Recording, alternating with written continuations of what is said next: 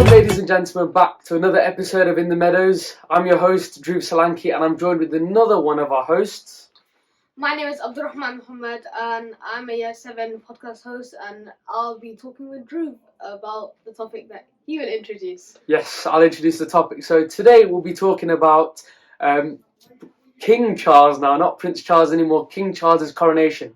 So following on from the passing, as we know, in September last year, of the passing of Her Royal Majesty Queen Elizabeth II, as we all know, her son, former Prince Charles, will now be coronated as King Charles this weekend. So what's going on today? So we'll be talking about the actual coronation itself. So Abdul-Rahman, you got some facts for us, have you? So, a fact about King Charles III is that he earned his RAF wings in 1971. Oh wow, 1971, okay.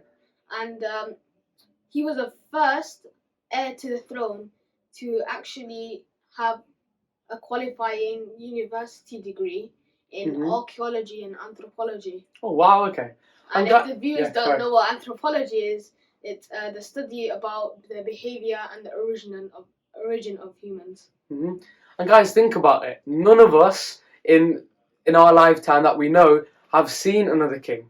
Think about it, because Queen Elizabeth was pretty young when she got coronated queen, and our grandparents would have seen her queen, our parents would have seen her queen, and now in our lifetime we would have had two heirs to the throne. So our grandparents and parents would have only had one, whereas us, our lucky generation, have had two. We've had Queen Elizabeth and King Charles.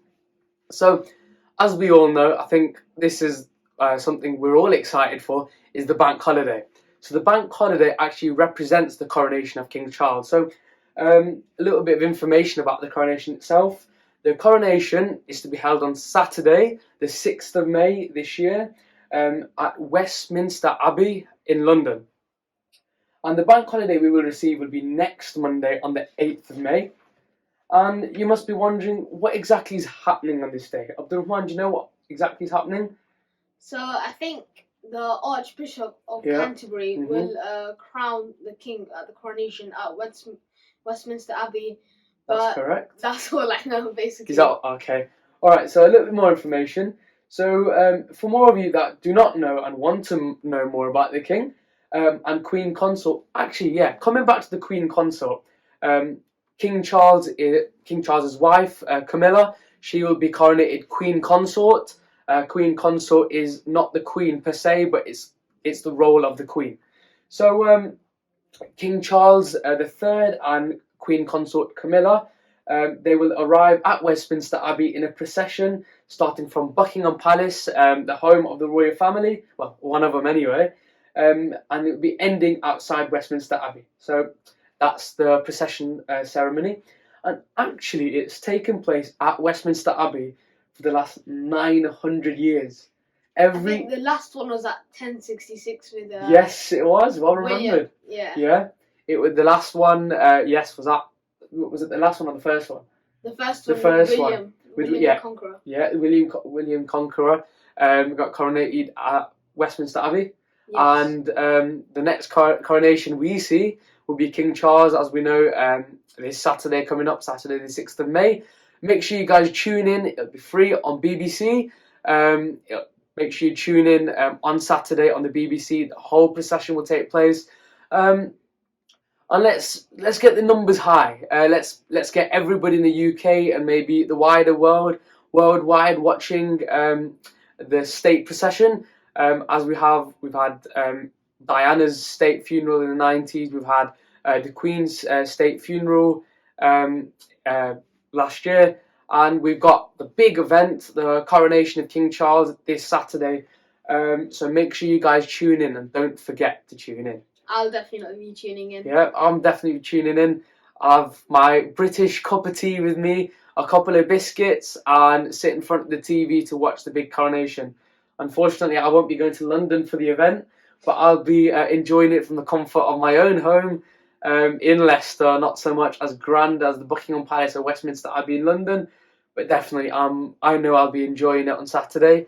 But at least we're in England. At least we're in England. And something a little more forward to look, a bit more excited to look forward to rather than revising for exams. So I think I'm definitely going to enjoy the coronation. Abdul-Rahman, any final last remarks? I just wanted to say. Actually, no, I've got nothing to say. You got nothing to say? No, I wasn't prepared. Oh, for a guy that has a lot to say, that's quite surprising, actually. Right. I think Dhruv can take my place today. Okay, looks like I am then. Right, so anyway, thank you ever so much for tuning in to today's episode of In the Meadows, guys. I really appreciate it. Keep tuning in. Make sure you do go follow us on Instagram at official_Judgemeadow. We post there pretty much all the time, posting new Culture content. Day, we had like a full, I don't know what it's called, but it was like a POV. Yeah. Something like that. And anyway, Culture Day is something, especially us at the podcast team, we can talk about for absolute days. Make sure you tune in. We'll have some future episodes regarding our events of this year, highlight reel, and make sure you tune in for a future episode of us. A couple of Year 11 students will be joining me in a final highlight of our 5 years at Judgemeadow. Our overlook of the past 5 years from 2018 to this year, 2023. We'll be shooting an episode of that, of our favourite moments, so make sure you tune in for that. And of course, we have our Turkey and Syria appeal still going, so guys, make sure you get involved with that. And once again, thank you very much for joining in, and hope to see you all soon. Thank you very much. Thank you.